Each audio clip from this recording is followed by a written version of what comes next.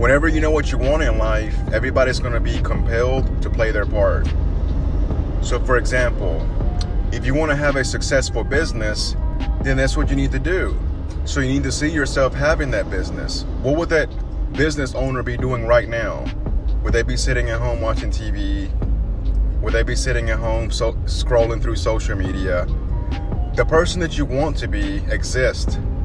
So you can activate this reality by assuming the person that you want to be. So if you want to be successful at a service, providing a service, a product, some type of knowledge, what would you be doing if that's the person that you're supposed to be?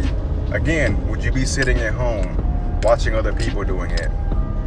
Go out there and get it done. Life is good.